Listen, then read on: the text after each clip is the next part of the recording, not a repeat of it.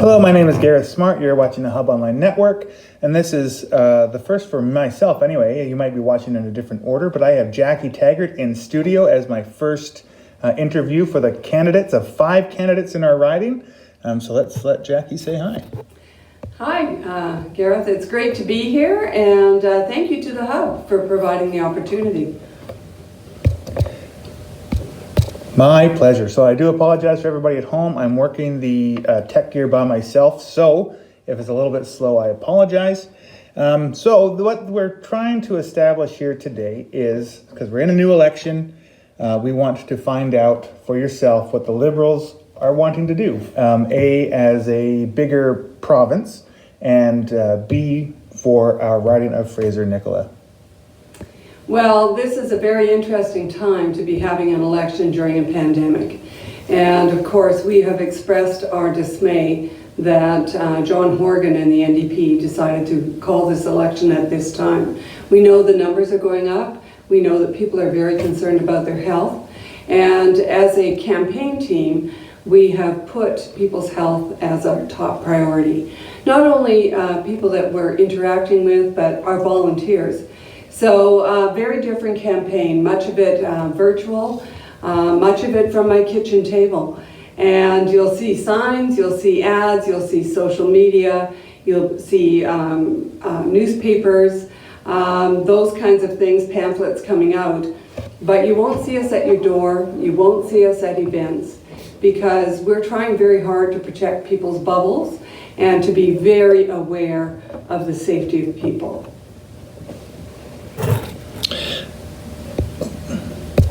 I am not Jackie Tegart. So let's start off something a little bit fun then. Despite the fact that it's a stressful time, and I totally get that, especially when you didn't have a lot of time to prepare, what is one of the things that you find actually fun to do during a campaign, or especially in this campaign? Is there anything that sort of stuck out in your brain as this isn't so bad in COVID opposed to last time?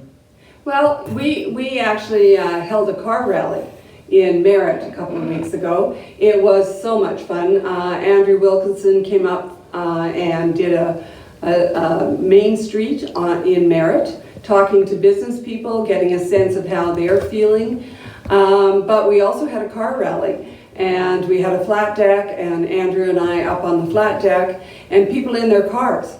And when we were talking and they liked something we did, they honked their horns. It was so much fun. It was the first time that we felt like we'd really had the kickoff to the campaign. Because when you're working from the kitchen table, it doesn't feel the same. My love of campaigning is around interacting with people. And that's how you hear what the issues are, that's how you help people to address them, and that's how you hear what you're doing right and perhaps things that you could do better. So I miss the people interaction, but we're looking for ways to do it in a different way. Have you been getting like more phone calls than normal, or being inundated with emails or anything like that instead of having face-to-face conversations?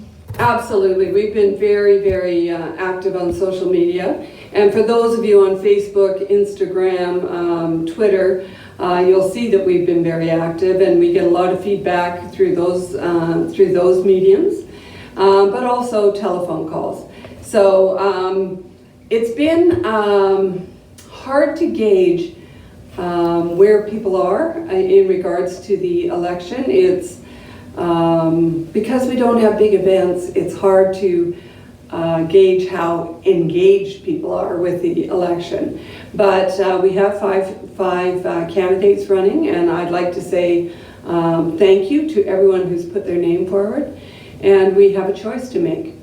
I can tell you that the BC Liberals understand that choice, and we're very serious that this is an important election. We are coming out of COVID. We are coming out of an unprecedented time in our history.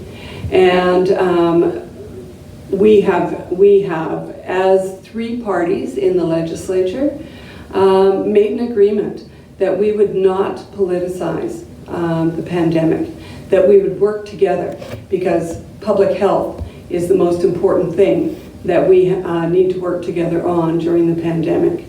But when John Horgan took that goodwill and politicized it by calling an early election, I have to say that I personally was very, very disappointed. So we're on the campaign trail. We've got an exciting recovery plan for people to take a look at. We need to kickstart the economy. We have businesses that don't know if they're going to make it to the end of December. It is sad to talk to many businesses in our small communities. And there has been no help from this government. We passed a recovery plan or a recovery budget in March. The three parties did in the legislature. 1.5 billion was targeted for recovery. And the NDP has held on to that money. When small businesses have been crying out for government assistance to help them, they spent many months at the beginning of the pandemic with no income whatsoever. Not only are the owners in a tough spot, but all of their employees also. And so as they went into the summer, if they were lucky, many of our hospitality and tourism businesses were able to open up at a much less capacity than in the past. And they're looking at a very bleak winter. So we're disappointed that John Horgan took that 1.5 billion and held on to it and didn't get it out to the people who need it the most. And then made an announcement around the recovery money, and 3 days later announced a snap election. So I think that business people have really suffered during the pandemic, and their employees. And with the election happening, of course, we have almost a 5-week election period. We know that over 600,000 people have chosen to vote by mail, which again tells you how important health and obeying Dr. Bonnie Henry's edicts are to everyone. And so we likely will not know the outcome of the election until after the count of all the mail-in ballots. And that may be the middle to near the end of November. So we're going to be 2 months with no government in place. Everything on hold. Everything on maintenance only. And small businesses that were waiting for that recovery money are finding out that everything's on hold. And it is a crying shame when you think about how important small businesses are in our downtown cores and in all our small communities. So the BC Liberals have put together an exciting plan to kickstart the economy. Our number one platform piece is no PST for a full year. The idea behind that is that will inspire people to get out and look at spending their money locally and supporting our local businesses. PST affects everybody. It's not a break for people who are rich. It's not a break for, it's equal across the wage earners.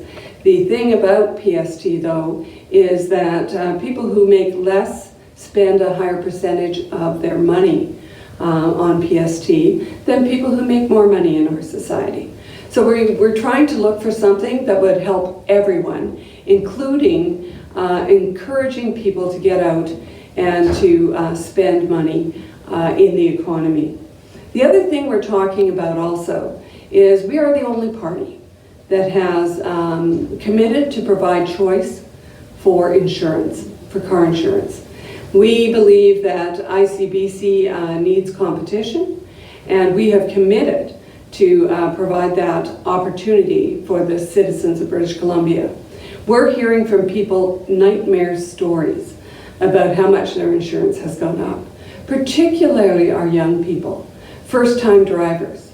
We've also committed to give a 2-year safe driving discount to first-time drivers, and if you've taken a driver's course, we will give you 4 years of credit. And we heard nightmare stories when the ICBC rules rolled out under the NDP government of kids who had a $4,000 car and it was $5,500 to insure it. That's horrendous.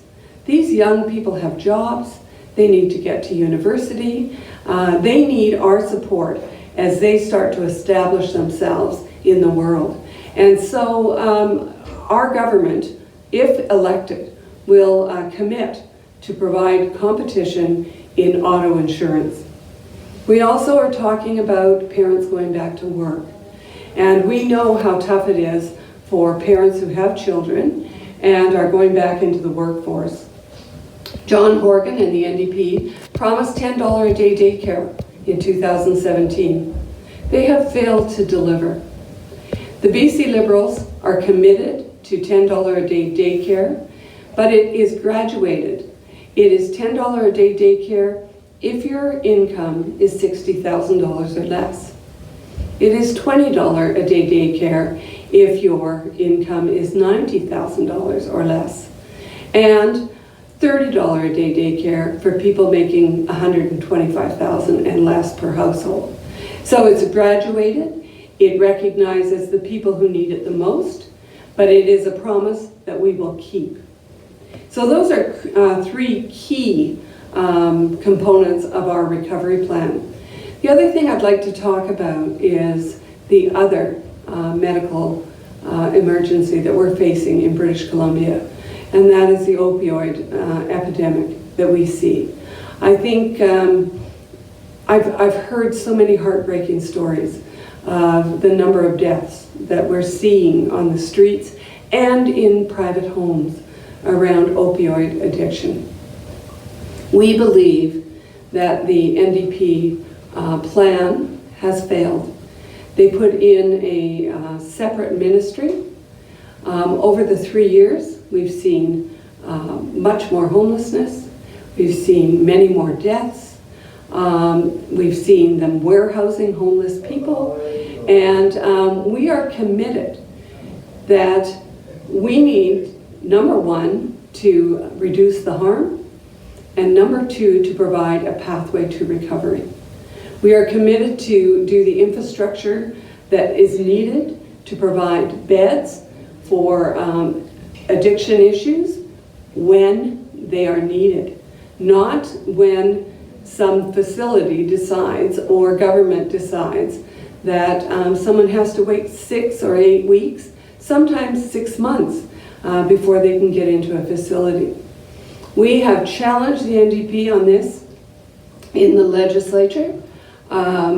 We know for a fact that there are empty beds in British Columbia, and the thing that's holding up recovery for so many people is this government has refused to fund those beds that are available.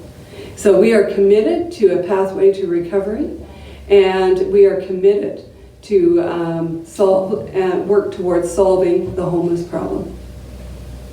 So, an exciting platform, a very comprehensive platform, and one that I'm looking forward to helping to deliver in the next government.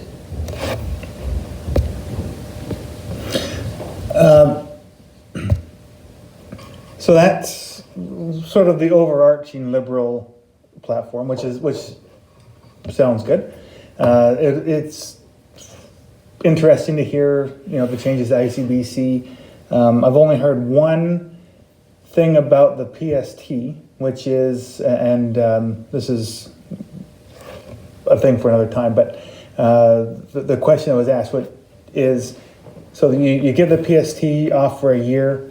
How do businesses flip over in their software? Are businesses going to have to pay for a new software to take the PST off, and then in a year get another set of software to put the PST back on? But that was the only question that really I was given about that. So that sounds great.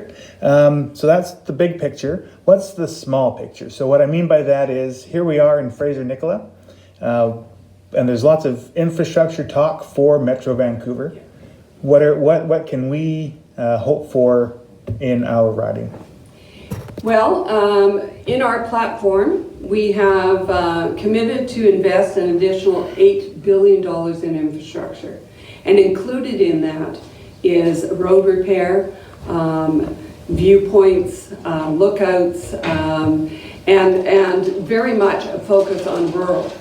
I can say that I'm very pleased to announce that in that infrastructure dollars, there's also $2 million committed to the development of the Mcabee fossil pit.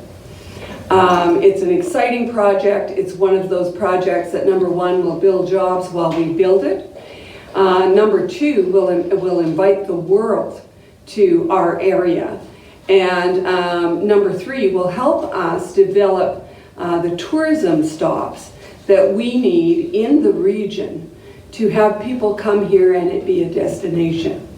A Mcabee fossil, I think, is one of our treasures that we have just started to realize. And I think that the people who, through Community Futures, who have worked out at the site over the last couple of years, will tell you that people come from all over the world. And so I'm very pleased that we've been able to commit $2 million to that project.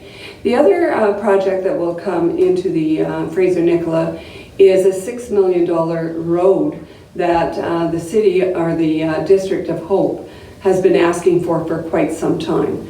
And it is within their boundaries, but it has been a problem, single lane with a light that allows cars to wait and go on a major road out to an incredible experience if you've ever been to the Othello tunnels. It is, again, one of those tourism stops in the Fraser Nicola riding that we have thousands and thousands of visitors come to. We are committed $6 million to that project. And the other exciting one is every community in Fraser Nicola has talked to us about seniors housing, about supportive housing for seniors. How do we allow seniors to age in their home communities? And out of that $8 billion infrastructure money, there is money committed to seniors housing throughout the Fraser Nicola. So besides the bigger pictures, which is highways improvements, bridge improvements, hospitals, schools, etc., those are specifics for our area.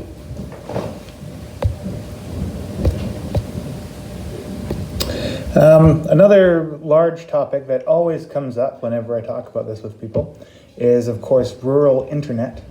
And you and I have talked about this before. If anybody is interested in seeing previous interviews that I have done with Jackie, you can go to our YouTube channel. And if you're also interested to learn more about the Mcabee fossils, you can go to the Hub on Network's YouTube channel as well.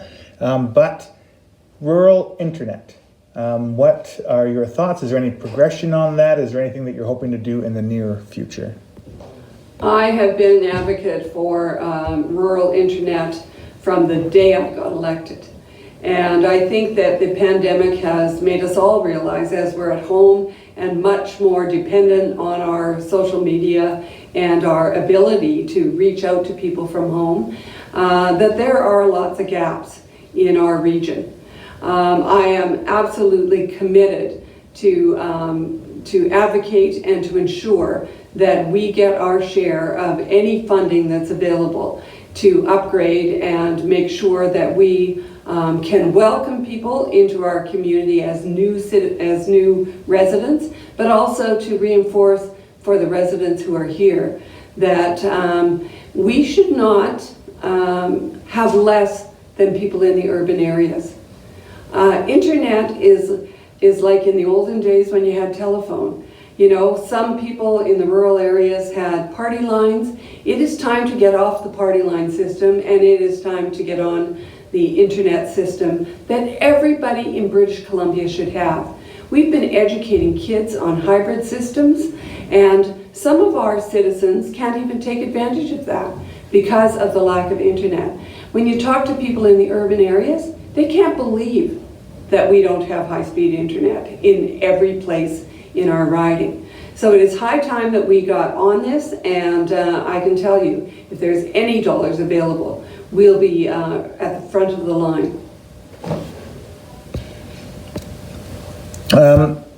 So I think the only one negative thing I want to talk about is the possibility of going greater in debt. That's sort of been a big hot button topic.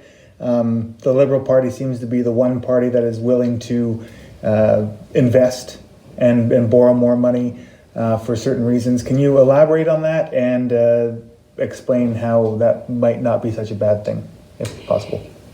Well, I think as a region, we have been pretty fortunate during the pandemic in having like an industrial site like Highland Valley Copper, having many industrial sites continue to work through the pandemic. We have seen an incredible impact on employment in so many small businesses. And we have been able to help people come through that through federal government support and through some support through the provincial government.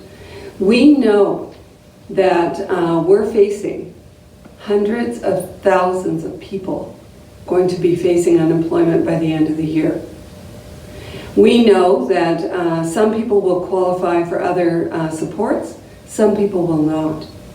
We believe that this is like wartime budget, that as we came through the war, governments realized that we needed to kickstart the economy for those people who were coming home and they needed jobs. We need to have that mindset right now. We may have been immune in many households to the impact of COVID on our jobs, but we have neighbors, we have people in our community who are unemployed and who are looking at the end of the supports from government. And we have, as government, we need to show leadership in order to create jobs, in order to kickstart the economy. And this is not the time to be cutting. This is the time to spend the money to get the economy going. When our economy is robust, government brings in money through taxes, through all kinds of means. We need to get that kickstart for our economy. We need to ensure that people have job opportunities, and we need to build a robust economy, because what we thought was going to be possibly 2 weeks or 4 weeks of a pandemic, we are now in what, month 8, month 9? Yep. And quite honestly, are looking probably 12 months from now as we move forward. And those 12 months are critical. The BC Liberals have a history of building things. They have a history of being fiscally responsible. They have a history of being able to lead a robust economy. And I'm saying to you, as I look back in the last 3 years with the NDP government, what have they built? What have they done to support small business? John Horgan seems to be a nice guy, but he's not the person to lead us out of this economic time. The BC Liberals have the history, they have the ability, they have the leadership to do what's needed to bring us out of the pandemic and to start our economy back up. I have not seen one mine started. I have not seen any red tape reduction so that people can get into our natural resource industries. I have not seen any support for small business. I have not seen a hospital built. I have not seen a school built. The BC Liberals build things. We support entrepreneurs who are the backbone of our economy, and I would suggest to you that building an economy is not sustainable by building government jobs.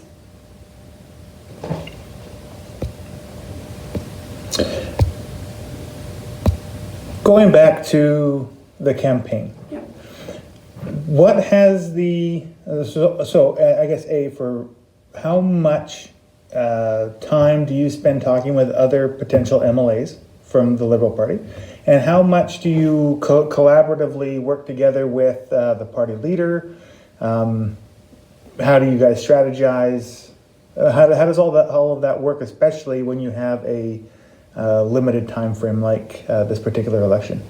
Well, we have a call every day. So we're very aware of what's happening in the campaign. We're very aware of where the leader's going to be. And I talk to colleagues every day. We're all feeling a bit out of sorts that this is a very odd time.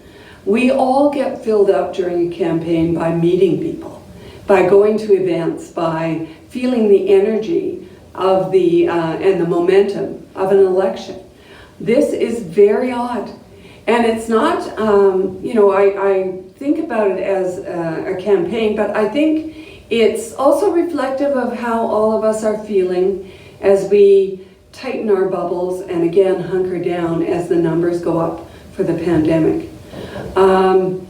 As much as I want to be out there, as much as I want to talk to people one-on-one and get that feedback, every time I think about going to an event, I think, can I trace if, God forbid, I got COVID? So the top priority is to make sure that everyone stays safe, that we do the best we can in getting the message out in the newest ways that we have. And I can tell you, even as a campaign, we don't get together. And we do lots of Zoom calls, lots of FaceTime Live, reaching out, telephones, but it's not the same.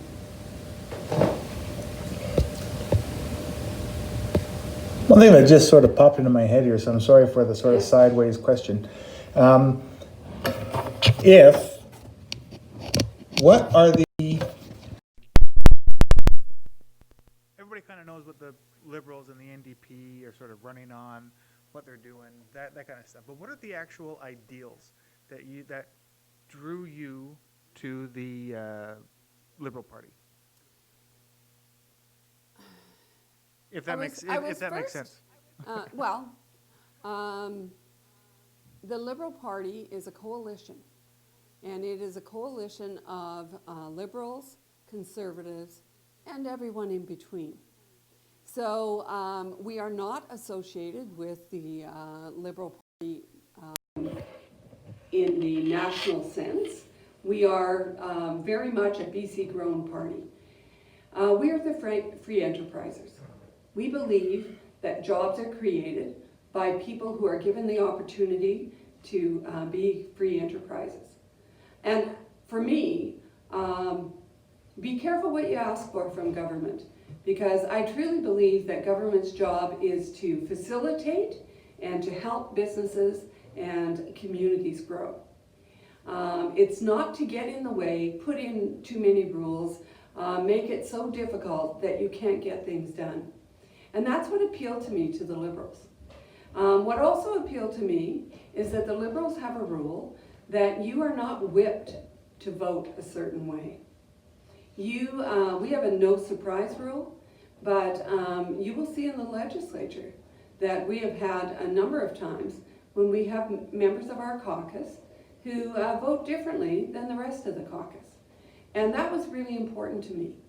And so as much as we are a caucus that comes together and has richness of discussion, I can tell you, because we don't all think alike. I think our decisions come out better, our positions come out better, and I think it's good to have healthy debate.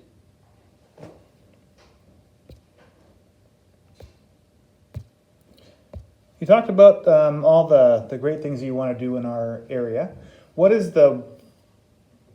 if you could do one more thing, like a bucket list thing that you feel would really not even do good for us, but just something that you feel would do good for us in Fraser Nicola? What would something in the back of your mind that you'd like, that's the thing? You know, healthcare is incredibly important. And I hear from people who indicate that they're considering leaving communities due to lack of health care. And so as much as I'm excited about seniors housing and allowing seniors to age in place, we need to be real about health care and what we have to offer in our small communities. So if I had one wish that I could fulfill, it would be to look at the healthcare facilities that we have throughout the riding and to enhance the services so that people felt safe in community, so that they felt we may not have everything in our traditional hospital buildings, but we have what we need as a community to feel our doctors are supported, our healthcare professionals are supported, and our community feels we have the facilities to ensure that they feel comfortable staying in our communities. Awesome. So I guess at this point, is there anything else, one last message you'd like to get out to the voters before Election Day? Well, I would like to emphasize that this is a critically important election. Although it was a snap election and we have a great many people that I talk to who say, oh, when's the voting? This is a critical time in BC's history. We are coming through a pandemic. We have a health crisis, actually 2 health crises that need to be dealt with. And we have an economy that's in the tank. People are unemployed.